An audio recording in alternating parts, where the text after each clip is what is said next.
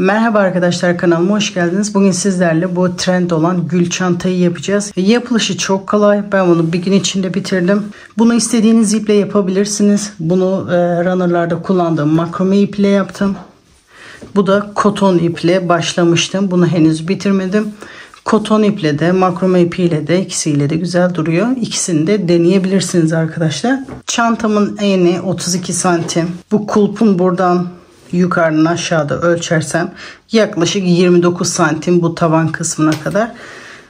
Çantamın ölçüleri bu şekilde. Sizin kullandığınız iplere, el sıklığına göre bu ölçüler değişebilir. Hiç sıkıntı yok. Bu dip kısmına keçe koymak isteyenler keçe de yapabilir. Sizlerden ricam videoyu lütfen atlamadan izleyin. Çünkü akılda hiç soru işareti kalmayacak şekilde videoyu çektim. Bütün detayları video içerisinde anlattım arkadaşlar. Bunun çanta kısmını yaparken ben makrome ip kullandım ama koton iplerle de yapılabilir. Koton iplerle de güzel duruyor. Ben yurt dışında yaşıyorum, bu şekilde yabancı marka ip kullanıyorum. Amerika'da Hobby Lobby mağazasından alıyorum. İpimin özelliği %46 koton, %40 polyester, %14 de rayon. 2 mm örgülü ip. Benzer ipleri Türkiye'de bulmak için iplerimizin içeriğine bakmamız lazım. Çoğu kişi bu ipi alırken 2 mm %100 koton makrome ipi alıyor. Onlar sert oluyor. Ama ipin arkasına bakarsanız bu şekilde karışım olursa bu yumuşaklıkta olacaktır. İp alırken bu özelliklere dikkat etmek gerekiyor. Bu yüzdelikler aynı rakamlarda olmayabilir, farklı rakamlarda, ama koton polyester karışık olursa bu yumuşaklığı elde edebilirsiniz. Bu ipimde 250 gramda 250 metre ip varmış. Sadece şu çanta kısmına 250 metre ip gitti. Bu sap kısmına ekstra ip kullandım. Buna da yaklaşık 40-50 metre civarında ip gitti. Eğer böyle ip bulamıyorsanız %100 koton ipleri de kullanabilirsiniz. Ben çiçekleri yaparken de %100 koton ip kullandım. Bak, bu ipimde %100 koton, 100 gramda 165 metre ip varmış. Bunu yaparken ben 4 milimetre tığ kullandım. Yaprak kısmına bu 165 metre ipin yarısını kullandım. Aynı ipin de pembesini kullandım. Bunda da aynı şekilde 165 metre ip var. 150 metresini çiçeklerde kullanmışım. Bu kağıt iple olur mu derseniz, kağıt iple de denenebilir bu kısmı. Çiçek kısmına da bu şekilde yumuşak iplerle yapılabilir. Bu da güzel bir yazlık çanta oldu. Şimdi modelin yapılışına geçmeden önce ben de emeklerimin karşılığını alabilmem için bir beğeni atarsanız sevinirim arkadaşlar. Şimdi modelin yapılışına geçebiliriz. Modele zincir çekerek başlıyorum. Taban kısmı için 37, bir de dönüş için 3 zincir, toplamda 40 zincir çekiyorum. Bir tane de ekstra fazlalık çekiyorum. Yani toplamda 41 zincir çekiyorum. 1 2 3 4 5 6 7 8 9 10 11, toplamda 41 zincir çektim. Normalde 40 zincir gerekliydi. Sonda batış zor olduğu için bir tane ekstra çektim. Tığımı doluyorum. 4. zincir içinde trabzan yapmaya başlıyorum. Burada çektiğimiz 3 zincir benim ilk trabzanım sayılıyor ve bununla birlikte toplamda 6 tane trabzan aynı zincir içerisinde yapıyoruz. 3 4 5 6. Artık aynı zincire batmıyoruz. Şimdi bu aradaki zincirlerin üzerine, hepsinin üzerine birer tane trabzan yapıyoruz. Bakın, sıradaki trabzanın içinde bir trabzan, sırasıyla bütün zincirlerin içinde birer tane trabzan yapıyoruz.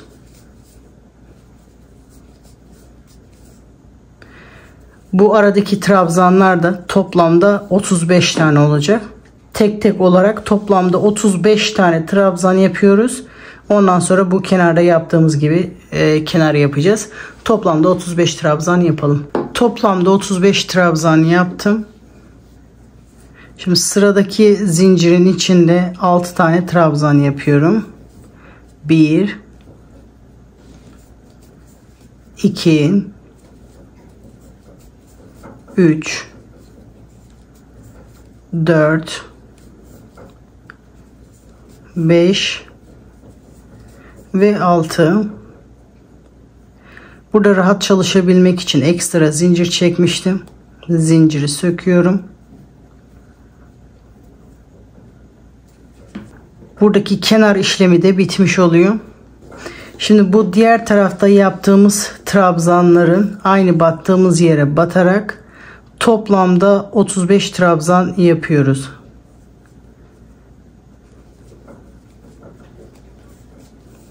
Sırasıyla bütün trabzanları battığımız yerlere batarak bütün zincirlerin diğer taraflarına batıyoruz. Burayı da bu şekilde aynı yerlere batarak 35 trabzan yapıyoruz sıra sonuna kadar. Sonra sıramızı birleştiriyoruz. Sıra sonuna kadar bütün aradaki trabzanları yaptım. Şimdi sıramı birleştiriyorum. Bu zincirin tepesine batarak sıramı birleştiriyorum. Şimdi bu sırada yaptığımız trabzanların üzerine, hepsinin üzerine ikişer tane trabzan yapıyoruz. 3 zincirle başlıyorum. İlk trabzanım. Tekrar zincir içerisine batarak ikinci trabzanı yapıyorum. Sıradaki trabzanın tepesinde 2 tane trabzan yapıyorum. Sıradaki trabzanın tepesinde 2 tane trabzan. Sıradaki trabzanın tepesinde 2 tane trabzan. Bu toplamda bu 6 trabzanın üzerine çift batıyoruz. Hepsinin üzerine 2 tane trabzan yapıyoruz.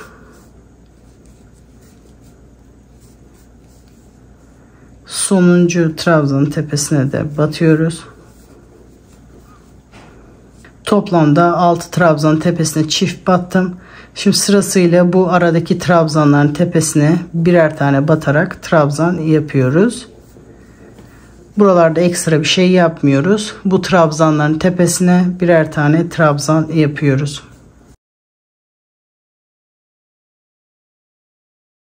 Köşe yapımına kadar hepsinin üzerine birer tane yaparak buraya kadar trabzan yapalım. Hepsinin üzerine birer tane trabzan yaptım. Bu kenar kısmına kadar geldim. Bu aynı zincir içinde 6 tane trabzan yapmıştık. Şimdi bu trabzanların üzerine çift batıyoruz. Sıradaki trabzanın üzerine 2 trabzan.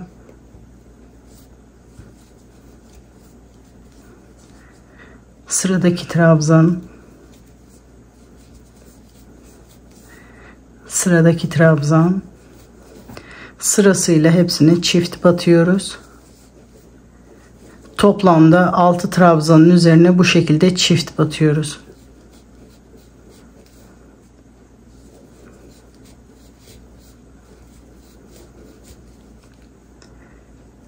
Bir, iki, üç, dört, beş, altı tane çift yaptıktan sonra bu trabzanların üzerine tek trabzan olarak devam ediyoruz.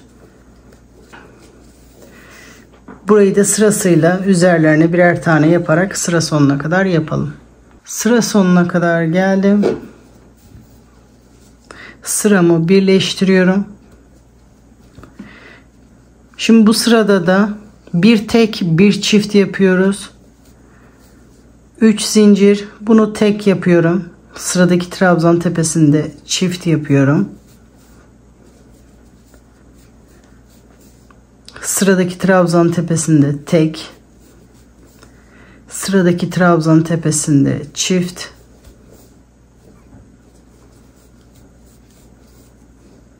Sıradaki trabzan tepesinde tek.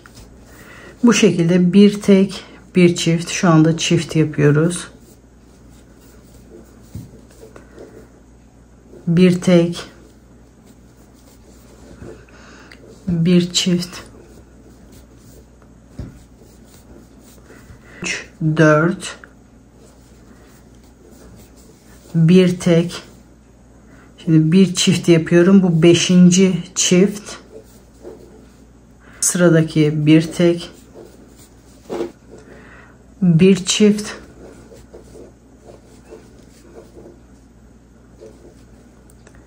toplamda 6 tane çift yapıyoruz. 1 2 3 4 5 6. Şimdi bundan sonrasını hep tek yapıyoruz.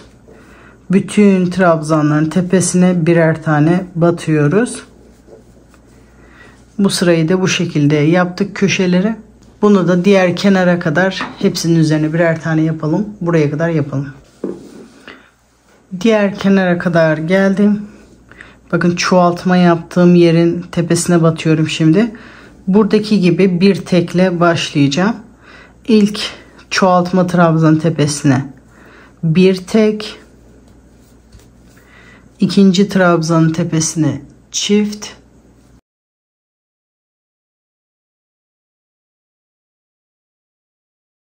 Sıradaki trabzan tepesine tek.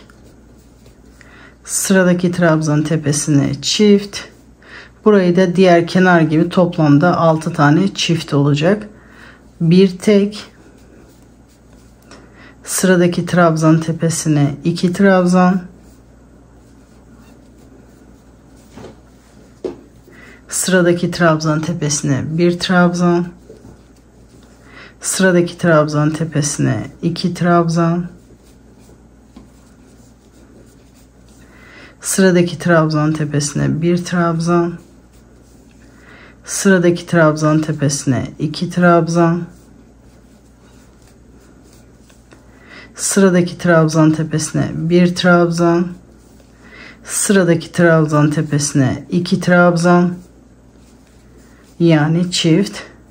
Şimdi çift yaptığım trabzanları sayıyorum. 1, 2, 3, 4, 5, 6 tane oldu. Şimdi sırasıyla bütün trabzanların üzerine birer tane, yani tek trabzan yapıyorum. Burayı da sıra sonuna kadar tamamlayalım. Birer tane yaparak buraya kadar yapalım. Şimdi sıra sonuna kadar geldim. Zincirin tepesine batarak sıramı birleştiriyorum. Şimdi bu taban kısmı bitti. Şimdi tek tarafı yapmaya başlayacağız. 3 zincir çekerek ilk trabzanı yapmış oluyorum. İkinci trabzanın tepesinde çift yapıyorum. Sıradaki trabzan tepesinde bir tane yapıyorum. Arada bir zincir.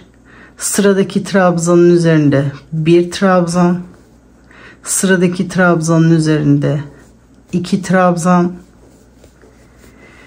Şimdi bunları 6 bölmeye ayıracağız. Her birinde bu şekilde 4 tane trabzan olacak. Bir tane tek, bir çift. Sıradaki trabzanda bir tek. Bu şekilde 4 tane trabzanlar yapacağız. Arada bir zincir. Sıradaki trabzanın üzerinde bir tek. Sıradaki trabzanın üzerinde 2 trabzan, yani bir çift. Sıradaki trabzanın üzerinde bir trabzan. Arada bir zincir. Sıradaki trabzanın üzerinde bir trabzan. Sıradaki trabzanın üzerinde 2 trabzan. Sıradaki trabzanın üzerinde bir trabzan. Arada bir zincir. Sıradaki trabzanın üzerinde bir trabzan. Sıradaki trabzanın üzerinde 2 trabzan, yani çift. Bir trabzan. Arada bir zincir. Bu şekilde toplam 6 tane bölüm olacak. Şimdi son bölümü yapıyorum. Bir tek, bir çift ve bir tek yapıyorum. Sıramı burada bitiriyorum. Şimdi 3 zincir çekerek sıramı dönüyorum. Bu benim ilk trabzanım. Sıradaki trabzanın tepesine batarak bir trabzan yapıyorum. Şimdi her sırada, her bölümün üzerinde birer tane çoğaltma işlemi yapacağız. Bunu istediğimiz yerde yapabiliriz. Ortada, kenarda, nerede yapmak istersek. Şimdi sıradaki trabzanın üzerinde de çift yapıyorum. Yani 2 trabzan. Sıradaki trabzanın tepesinde bir trabzan yapıyorum. Arada bir zincir. Sıradaki trabzanın tepesinde bir trabzan. Sıradaki trabzanın üzerinde bir trabzan. Sıradaki trabzanın üzerinde 2 trabzan yapıyorum. Sıradaki trabzanın üzerinde bir trabzan. Bu şekilde hepsini aynı yapıyoruz. Arada bir zincir, ilk trabzan tepesinde bir tek, ikinci trabzan tepesinde bir tek, üçüncü trabzan tepesinde bir çift yapıyorum. Sıradaki trabzanın üzerinde bir tek. Bu şekilde sıra sonuna kadar yapıyorum. Sıra sonuna kadar aynı şeyi tekrarlayarak yaptım. Şimdi 3 zincir çekerek yeni sıraya başlıyorum. Şimdi burada da ortada bir yerde sadece bir çift yapacağız. Diğerleri tek olacak. Dediğim gibi bu her sırada aynı. Her bölümde, her sırada birer tane çoğaltma işlemi olacak. Sıradaki trabzanın üzerinde bir tek, sıradaki trabzanın üzerinde bir çift. Çoğaltma işlemini nereden yaptığımızın hiçbir önemi yok. Sadece her bölme üzerinde bir çoğalma olması gerekiyor. Bu şekilde sadece bir yerde bir çift yaptım. Bir zincir, bir tek, bir tek, bir çift, bir tek ve bir tek. Bunu da bu şekilde sıra sonuna kadar yapalım. Sıra sonuna kadar geldim. 3 zincir çekerek yeni sıraya başlıyorum. Burada da aynı, bu ilk trabzan, sıradaki trabzanda bir tek, sıradaki trabzanda bir tek, sıradaki trabzanda bir çift, sıradaki trabzanda bir tek, sıradaki trabzanda bir tek, arada bir zincir, sonra diğer bölüme başlıyoruz. Bunları da aynı şekilde sıra sonuna kadar yapalım. Sıra sonuna kadar geldik. 3 zincir çekerek yeni sıraya başlıyorum.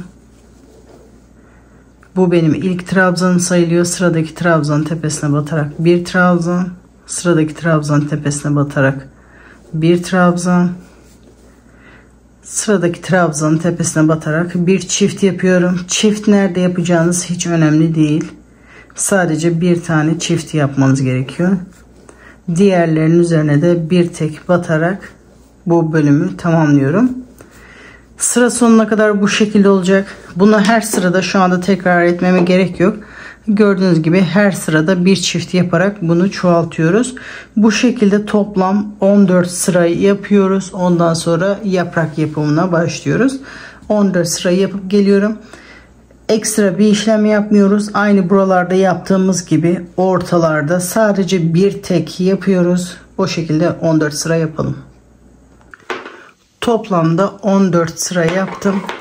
Her sırada sadece birer tane çoğaltma yaparak sırayı tamamladım. Şimdi ipimi burada kesiyorum. İlk önce bir zincir atıyorum. İpimi burada kesiyorum. Buraya artık yaprak işlemi başlanacak. Şimdi aynı bu tarafta yaptığımız işlemi burada da yapıyoruz. Ben sadece başlangıç göstereceğim. Ondan sonrası aynı diğer taraftaki gibi. Burada bir tek olarak başlamıştık. Bakın bir çiftten önce bir tek olarak başlamıştık. Onun tepesine batarak sırayı başlıyorum. 3 zincir çekerek yeni sıraya başlıyorum. Bu benim ilk trabzanım. Şimdi diğer tarafta yaptığımız gibi bir tek, bir çift, bir tek yapıyorum. Arada bir zincir, sıradaki trabzan tepesine batarak bir tek yapıyorum. Sıradaki trabzanda çift, yani 2 trabzan. Sıradaki trabzanda bir tek, bir zincir çekerek bu tarafta da 6 tane bölüm oluşturuyoruz. Aynı buradaki gibi 6 tane yapıyoruz. Sıra sonuna kadar yapalım. Şimdi sıra sonuna kadar toplamda 6 parça yaptım. Bu sırayı burada bitiriyoruz. Yeni sıraya 3 zincir çekerek başlıyorum. Bu ilk trabzanım. Sıradaki trabzanın üzerinde çift. Sıradaki 2 trabzanın üzerine de tek yapıyorum. Arada bir zincir. Burada sıradaki trabzan tepesinde bir tek. Sıradaki trabzanın üzerinde bir çift, yani 2 trabzan. Bir tek. Sıradaki trabzanın üzerinde bir tek. Bir zincir. Bunu da sıra sonuna kadar yapıyorum. Sıra sonuna kadar geldim. 3 zincir çekerek yeni sırayı dönüyorum. İkinci trabzanın üzerinde de bir tek. Bu benim ilk trabzanım. Üçüncü trabzanın üzerinde bir çift. Buradaki 2 trabzanın üzerine de bir tek yapıyorum. Bu tarafı da aynı diğer taraftaki gibi bir zincir. Sonra sıradaki bölüme başlıyorum. Burayı da aynı buradaki gibi başladık. Bunu da toplamda 14 sıra yapıp diğer tarafı da tamamlıyoruz.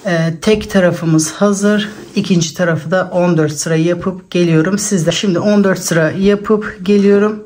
Sonra devam ediyoruz. Şimdi diğer tarafı da aynı buradaki gibi ördüm. Aynı sıralarda toplamda 14 sıra ördüm. Şimdi ipimi kesiyorum. Bu ipimi hafif uzun keseceğim. Dikme işleminde kullanabilmek için. Bu şekilde ipimi de kestim. Şimdi buna yaprak yapımına başlayabiliriz. Orta kısmına bakıyorum. Tersi yukarı doğru bakacak. Yani modelin tersinden beri şu anki işlemi yapıyoruz. Bir zincir çekerek ipimi buraya sabitliyorum. İlk zincirin tepesine batarak bir sık iğne yapıyorum. 3 zincir, 2 trabzan atlıyorum. 3. trabzan tepesinde bir sık iğne. 3 zincir, 2 trabzan atlıyorum. 3. trabzan tepesinde bir sık iğne. 3 zincir, 2 trabzan tepesi atlıyorum. 3. trabzan tepesinde bir sık iğne. 3 zincir, 2 trabzan tepesi atlıyorum. Üçüncüsünün üzerinde bir sık iğne. 3 zincir, 2 trabzan tepesi atlıyorum. Üçüncünün üzerine bir sık iğne. 3 zincir, bir trabzan burada kaldı. Bu aradaki boşlukları da bir trabzan olarak sayıyoruz. 1, 2, 3. Üçüncü trabzan tepesinde bir sık iğne. 3 zincir. 3. trabzan tepesinde bir sık iğne. Bunu da bu şekilde sıra sonuna kadar bütün trabzanların üzerine yapıyoruz. Sıra sonuna doğru eşit bir şekilde olmazsa aradaki trabzan sayısını da burada yedirebiliriz. Şimdi sıra sonuna kadar yapalım. Şimdi sıra sonuna kadar geldim. Sonunda 2 trabzan kaldı. Batacak yer kalmadı. O yüzden bu sonuncunun üzerine bu şekilde batarak burayı da bu şekilde bitiriyorum. Genelde her çizginin üzerine 6'şer tane bu bölümlerden oldu. 2, 4, 6, 2, 4, 6 bu şekilde burayı da bu şekilde yedirdim. 3 zincir çekerek sıramı dönüyorum. Bu sık iğnenin üzerinde bu ilk trabzan, arada 4 trabzan yapıyorum. 1, 2, 3 ve 4. Bu sık iğnenin üzerine de bir trabzan yapıyorum. Şimdi yaprak yapmaya başlıyorum. 5 zincir. Bu sıra trabzanın kenarında şu şekilde batıyorum. İlmeğimi oradan alıyorum. Bir zincir çekerek bunu burada sabitliyorum. Şimdi zincir içerisinde ilk önce bir sık iğne, sonra arada çakma trabzan yapıyorum. 1, 2, 3, 4, 4 çakma trabzan yapıyorum. Bir sık iğne yapıyorum. Sıramı burada son trabzanın şu şekilde tellerine batarak bir iz sürme yapıyorum. Tekrar 5 zincir çekiyorum. Bu sıradaki sık iğnenin altında, trabzanın orada, bakın burada tığımı geçiriyorum. İlmeği oradan çekiyorum. Bir zincir çekerek bunu da buraya sabitlemiş oluyorum. Şimdi aynı diğer tarafta yaptığımız gibi bir sık iğne, arada 4 çakma trabzan, 1 2 3 4, tekrar bir sık iğne, az önce battığım trabzanın tepesine batarak tekrar bir iz sürme yaparak bunu da buraya tekrar sabitliyorum. Bu şekilde yaprağımız oluşuyor. Şimdi hiç zincir çekmeden sıradaki boşlukta 4 trabzan yapıyorum. 1 2 3 4, sık iğnenin tepesine batarak bir trabzan. Şimdi bu boşluğa da trabzan yapmaya başlıyorum. Arada 4 trabzan. 1 2 3 4, sık iğnenin üzerinde bir trabzan. Şimdi aynı buradaki gibi yaprak yapmaya başlıyorum. 7 zincir, ilmekten tığımı çıkarıyorum. Az önce battığım bu yaprağın aynı boşlukta ilmeğimi alıyorum. Bir zincir çekerek burada sabitlemiş oluyorum. Şimdi yaprağı yapmaya başlıyorum. Zincir üzerinde ilk önce bir sık iğne, 4 çakma trabzan. İpim kalın olduğu için çakma trabzanı yapıyorum. Normal trabzanı yapınca bende kaba durdu. Eğer ipiniz ince ise bunları normal trabzanda yapabilirsiniz. 2 3 ve 4, tekrar son bir sık iğne yapıyorum. Bakın burada trabzanın bu şekilde tellerine batarak bir iz sürme, tekrar 5 zincir. Bu sık iğnenin altında, trabzanın burada, bakın sıradaki sık iğnenin altında trabzanın, direkt böyle boşluğa da batabilirsiniz. Böyle bir teline de batabilirsiniz. İlmeği oradan alıyorum. Bir zincir yaparak sabitliyorum. Şimdi üzerine yaprak yapmaya başlıyorum. Bir sık iğne, 4 çakma trabzan. İsteğe bağlı 3 de yapabilirsiniz. Son sık iğneyi de yapıyorum. Az önce trabzanın tepesine battığım yere batarak bir iz sürme yapıyorum. Şimdi arada 4 trabzan yapmaya devam ediyorum. 1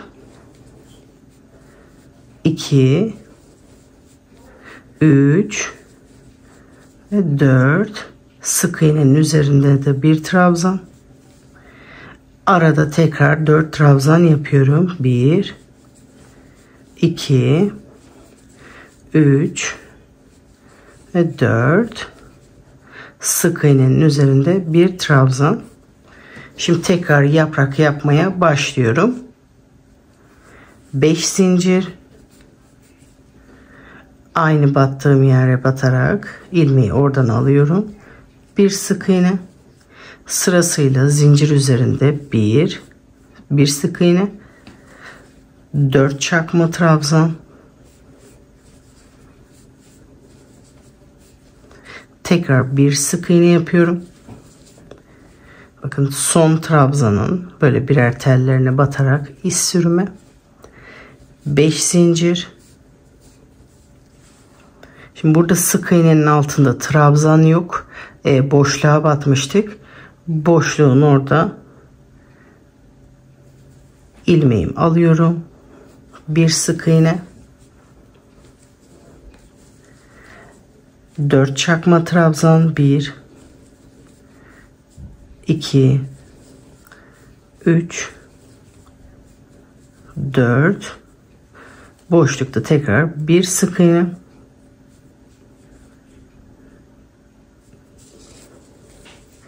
burada en son yaptığım trabzanın oraya tekrar bir iz sürme yapıyorum. Boşlukta trabzan yapmaya devam ediyorum. 4 trabzan,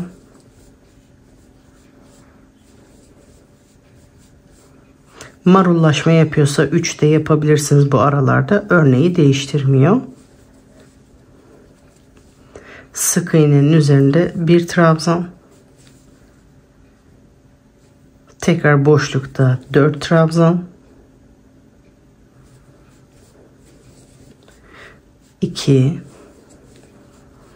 3 ve 4, sık iğnenin üzerine de bir trabzan yapıyoruz. Bu sırayı da bu şekilde yapıyoruz. Bakın her dilimin üzerine bu şekilde sivri kısımları yukarı doğru gelecek şekilde sayarsak 1 2 3 tane var. Buraya da 3 çiçek yapacağız. Şimdi bu yaprak işlemini bu 5. dilimin üzerinde bir tane yaprak yapıyoruz. Oraya kadar yapalım. Ondan sonra normal olarak yapacağız. Şöyle göstereyim. Katladığımız zaman bu içinde bir kabarıklık olmasın diye bakın buradan gerisini düz yapıyoruz. Burada bir kabarıklık olmasın diye orada çiçek yapmıyoruz. Sadece dış kısmında yapıyoruz. Bu 5. dilimin üzerine bir tane yapacağız. Buraya kadar yapalım. Şimdi 5. dilimin üzerine kadar geldim. Burada bir sefer gül yapılacak bu yaprakları yaptım bu şekilde. Normalde buraya gelince tekrar yaprak yapmaya devam etmem gerekiyor. Ama ben yaprak yapmayacağım. Normal buralarda yaptığımız gibi düz olarak devam ediyoruz. Arada 4 trabzan,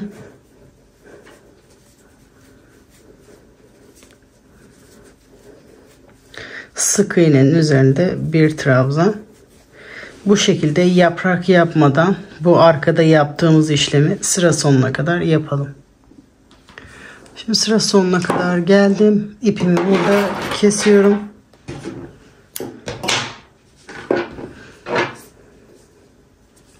Şimdi diğer tarafa da aynı şekilde yapıyoruz. Burayı da tersine çeviriyorum. Bakın şu anda düzü burası. Tersine çevirip ilk sırayı yapıyoruz. Sonra dönerken de yaprak yapmaya başlıyoruz. El yönüne göre yaprak bu yöne doğru gidecek. Başlarken burada bitiş yeri ama burada da başlangıç tarafı olacak. Başlangıç tarafı aynı bu şekilde başlayacağız. Biterken de bu şekilde biteceğiz. Bunun burada bitişi, bunun da bu tarafta bitişi olacak. Yine el yapış yönüne doğru sonda olacak burası. Yani şimdi aynı burada yaptığımız işlemi bu tarafa da yapalım. Çiçekleri yaparken de yine %100 koton ip kullandım. İpi biraz uzun bırakarak düğüm atmak için ileriden bir zincir çekerek başlıyorum. Bu şekilde biraz uzun ip bırakıyorum düğüm atabilmek için. Burada yaprakları yaparken battığım yere bu şekilde ortadan bir batıyorum. İz sürme yaparak ipimi burada sabitliyorum. Bu çiçeğin büyüklüğünü, küçüklüğünü bu zincirle ayarlayabilirsiniz. Ben 15 zincir çekerek bu çiçeği yaptım. Şimdi 15 zincir çekiyorum.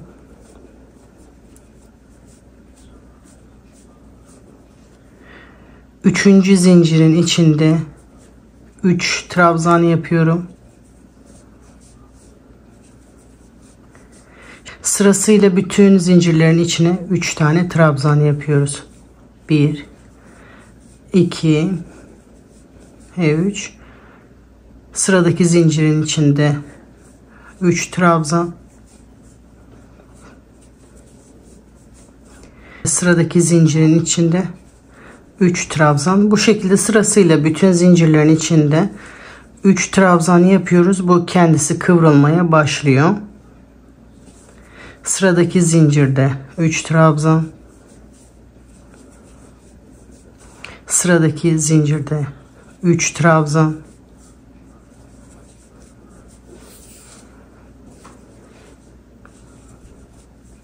Sıradaki zincirde 3 trabzan.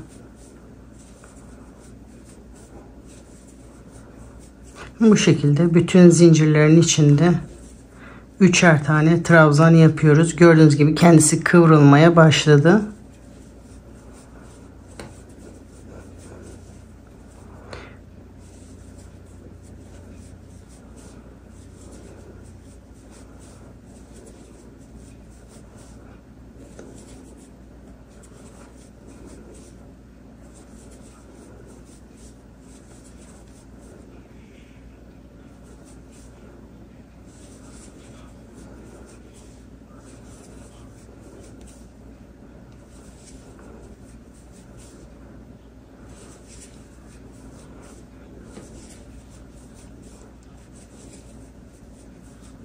Sonuncu zincire de 3 trabzan yapıyorum.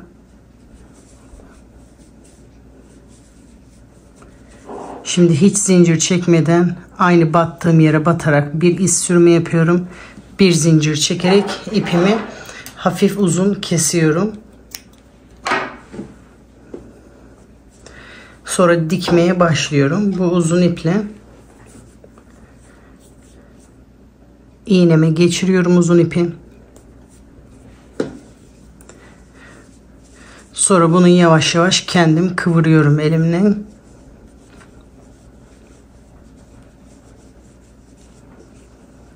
Bunu buraya dikiyorum. Dikerken böyle tepede duracak şekilde değil, böyle hafif öne doğru olacak şekilde dikiyorum. Dikerken bütün katları tutturmaya çalışıyorum. Bütün yaprakların dibinden beri.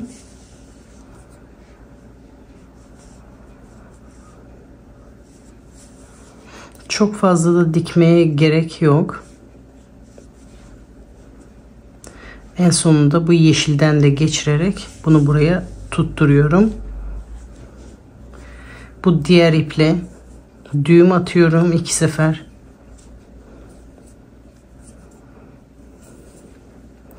Bu bağladığımız ipi dilerseniz iğne ile geçirebilirsiniz, isterseniz tığla da bu şekilde içine doğru çekebilirsiniz. İpi içinde kesiyoruz temiz durması için.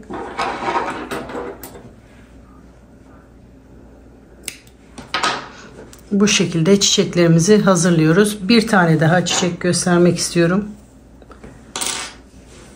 Hafif uzun bırakıyorum ipimi. Bir zincir. Hep şu uçlara gelecek şekilde yapıyoruz çiçeklerimizi. Tam bu şekilde batıyorum.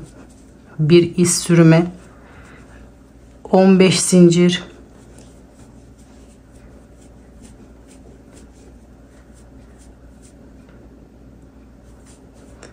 Üçüncü zincirin içinde trabzan yapmaya başlıyoruz. Her zincirin içinde 3 tane trabzan. Sıradaki zincirde 3 trabzan. Sıradaki zincirde 3 trabzan.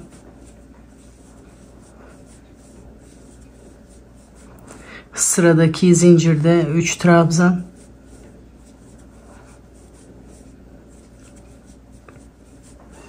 Sıradaki zincirde 3 trabzan. Bu şekilde sıra sonuna kadar her zincirin içine 3'er tane trabzan yapalım. Şimdi bütün zincirlere 3'er tane trabzan yaptım. Bu battığım yere batarak bir zincir çekiyorum. İpimi böyle kesiyorum. Hafif uzun kesiyorum.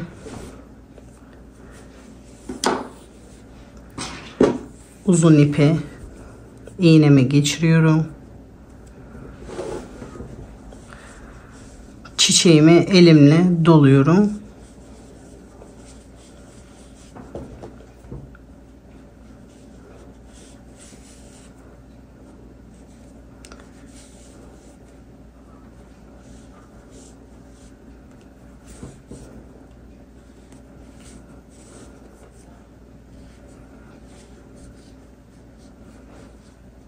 Bütün yaprakların kenarlarından tutacak şekilde tutturdum. Bu yeşilin içinden de geçiriyorum. Diğer iple 2 düğüm atıyorum.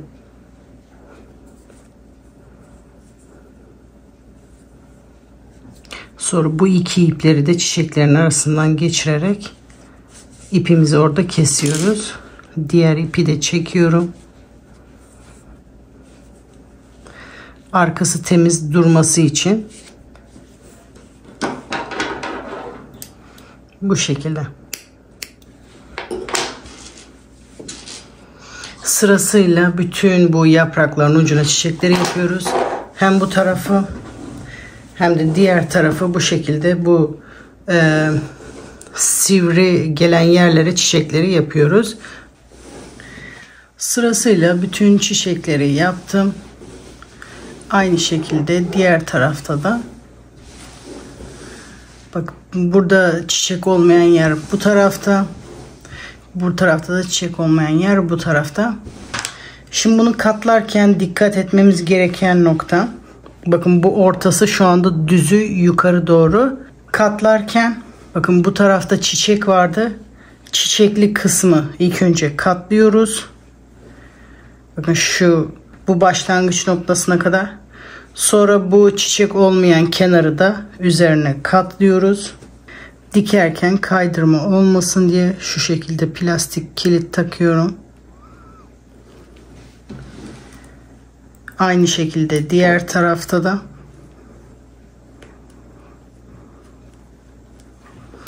Bu şekilde plastik kitliğine takıyorum. Şimdi üçünü birden dikiyoruz. Ne taraftan dikersek fark etmiyor. İki taraftan da başlayabiliriz.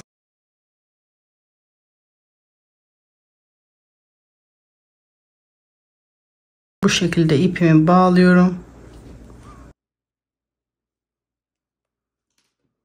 Şimdi sırasıyla üçünü birden sararak dikeceğim. Bu şekilde üçünü birden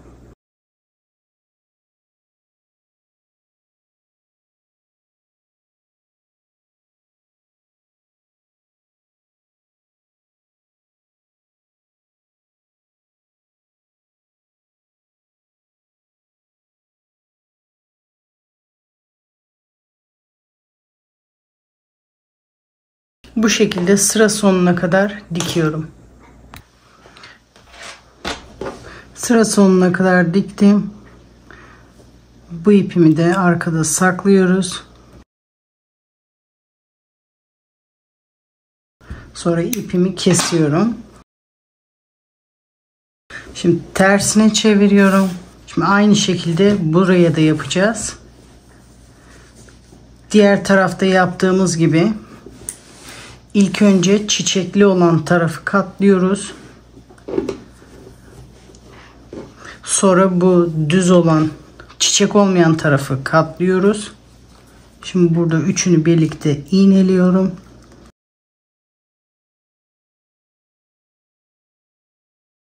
Aynı şekilde burada da üçünü birlikte iğneliyorum.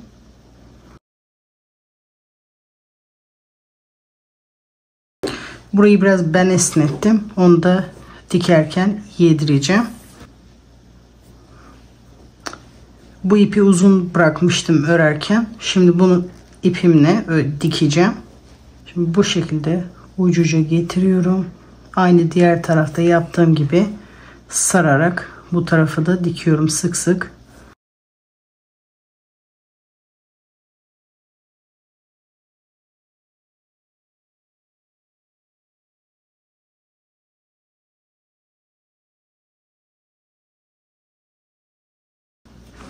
Burayı da sıra sonuna kadar dikiyorum. Şimdi bu tarafı da diktim. Çantayı tersine çeviriyoruz. Yani düzüne çeviriyoruz. Tersinden beri dikmiştik. Şimdi düzüne doğru çevirdim. Şimdi bunu bu şekilde iyice elimle düzeltiyorum. Aynı şekilde burayı da.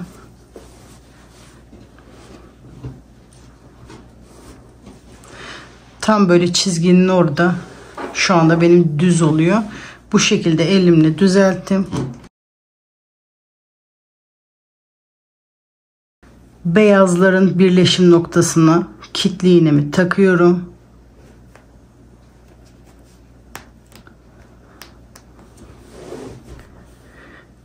Şimdi bu kısmı dikeceğiz. Bunu da bu kavis şekline göre dikeceğiz. Bir buradan, bir bu taraftan, bir buradan, bir bu taraftan. Bunu da kavislere göre dikeceğiz. İlk önce bu tarafı, sonra aynı şekilde bu diğer tarafı da dikiyoruz. Şimdi burada ipimi düğüm attım. Şimdi sırasıyla bir bu taraftan, bir bu taraftan sıkı olarak dikiyoruz.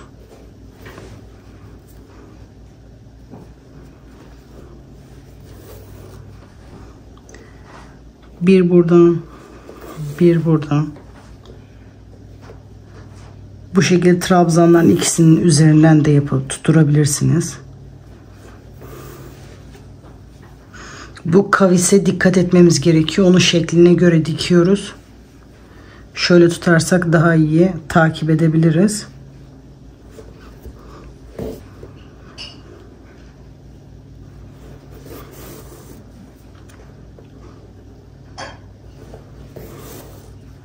Bu kavisini bozmadan sıra sonuna kadar dikelim.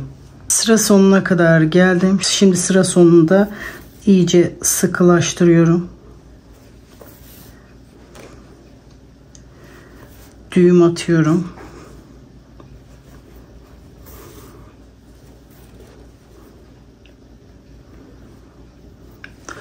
Arkaya doğru geçiyorum. Arkada iz sürme yaparak bu şekilde bu trabzanların arkasında ipimi saklıyorum. Ondan sonra kesiyorum.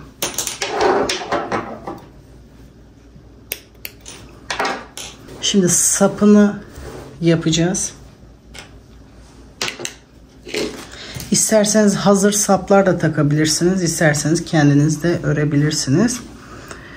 Bunu böyle düz tuttuğumuzda tam ortalarını buluyoruz bu iki kenarın.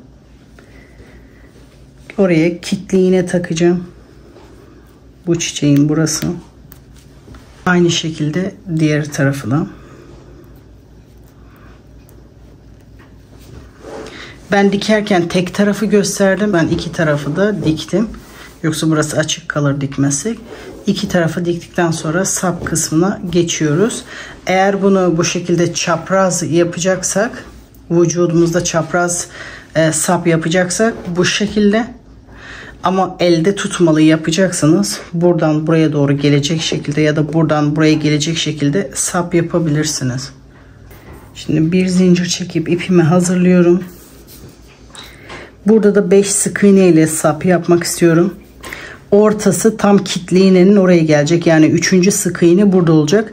2 bu tarafa, 2 bu tarafa yapacağım. Şimdi 1, 2 buradan başlıyorum. 1, 2, 3, 4 ve 5. Aynı şekilde burada da bir zincir çekip dönüyorum. Sırasıyla bütün sık iğnelerin üzerine birer tane sık iğne yapıyorum.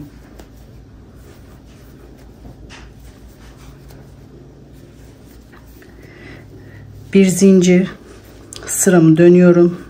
Sırasıyla bütün sık iğnelerin üzerine birer tane sık iğne yapıyorum. Bu kısmı kolay artık.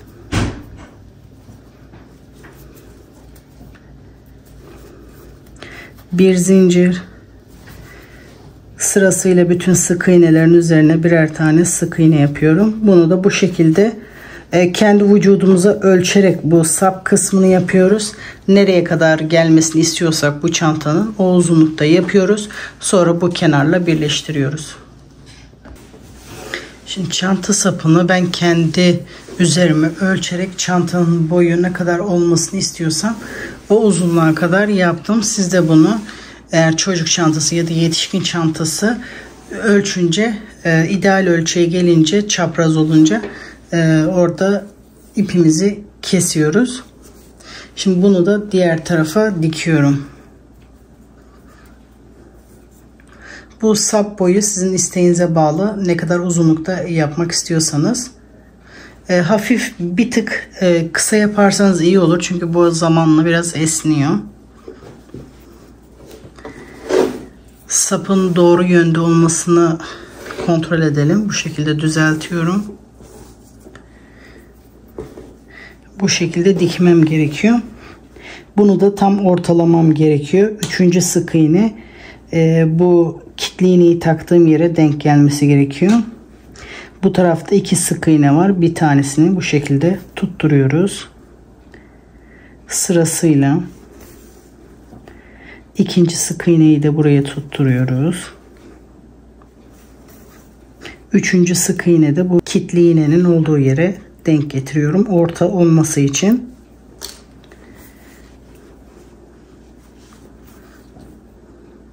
Sıradaki sık iğneyi de bu trabzanın tepesine. 2'şer sefer doluyorum ki sağlam olsun. Sonuncuyu da buradaki trabzanın tepesine, sonra düğüm atıyorum.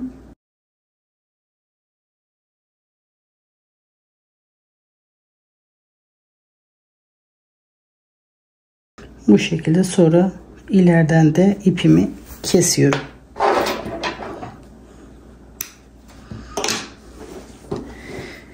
Buraya tutturmak için çıt çıt bir şey yapmak istiyorsanız yapabilirsiniz. Çantanın duruşunu merak edenler için içine bir tane ip attım. Aynı bunun büyüklüğünde bir tane ip var içinde. Çantanın duruşu da bu şekilde, böyle de çok tatlı duruyor. Çiçekleri yaparken ben kararsız kalmıştım. Başladığımda bu kırmızı ip elimde yoktu. Daha yeni aldım geldim. Bir tane de koton iple başlamıştım ama video yetişmedi. Buna ya kırmızı ya da turuncu yapmayı düşünüyordum. Eğer bitirebilirsem sosyal medyada paylaşırım. Oradan bakabilirsiniz. Çanta kısmına 250, sap kısmına 40-50 civarında, bu yeşil kısmına 80-90 metre civarında, pembe kısmına da 150 metre ip gitti. Yapacak olan arkadaşlara fikir olsun. Ben yaptığım modellerde genelde ipi metre olarak söylüyorum. Çünkü kaç yumak kullandınız diye çok soru geliyor. Ben genelde yumak olarak belirtmiyorum. Metre olarak belirtiyorum. Çünkü bütün yumaklarda farklı metre ip var. Bakın bu 250 metre, bu 165 metre. Mesela bu farklı bir ip, bunda 325 metre. O yüzden yumak olarak tavsiye etmiyorum. Çünkü aynı ipleri kullanmadığımız için bu pek yardımcı olmayacak. O yüzden metre olarak söylüyorum. İp alırken bu şekilde ipin arkasına bakın. 250 metre kullandıysam bu kısmı 165 metre mecburen 2 ip alınması gerekiyor. Bu şekilde bunda da 250 metre ip kullanmışım. Yine bu yumaktan 2 tane alınması gerekiyor. Bu şekilde iplerin arkasına bakarak ne kadar kullanacağınızı tahmin edebilirsiniz. Yeşil kısmına 80-90 metre ip kullanmışım. Bunda 165 metre ip var. Bir tane. O şekilde yumaklarınızı ayarlayabilirsiniz. Hem kotonda hem de makrome kısmını yaparken de 4 mm tığ kullandım. Bu çantayı büyütebilirsiniz isterseniz. Büyütürken de bu orta kısımda çektiğimiz zinciri biraz daha uzun çekebilirsiniz. Sonra bu yaptığınız kısmı biraz daha uzatarak bu modeli büyütebilirsiniz. Bu taraftaki ölçünün yeterli olabildiğini anlamak için de ördükçe şu şekilde ölçün. Bakın katlayınca bu ördüğünüz kısmın bitmiş kısmı bu köşeye kadar gelsin. Burada ne kadar zincir çekerseniz bu ördüğünüz kısımda bu şekilde buraya kadar gelmesi gerekiyor. Onu da o şekilde büyüklüğünü ayarlayabilirsiniz. Bunu daha küçük yapmak istiyorsanız küçük yapıp burayı daha az sıra yapıp bu şekilde ölçebilirsiniz. Bu kağıt iplerle, rafi iplerle de denenebilir. Ben denemedim. Belki ilerleyen günlerde deneyebilirim. Çantanın bitmiş hali bu şekilde oldu. Yapım aşaması bu şekilde. Umarım sizler de beğenmişsinizdir. Çiçeklerimiz de bu şekilde. Bu kenar detayını isterseniz bu şekilde, isterseniz buket battaniyede paylaştığım şekilde de bu kenar detayını yapabilirsiniz. Bunu farklı iplerle de yapabilirsiniz arkadaşlar. Burası taban kısmı. Yapılışı bu şekilde. Umarım sizler de yaparken keyif almışsınızdır. Yapacak arkadaşlara kolay gelsin diyorum. Sıradaki videolarda görüşmek üzere.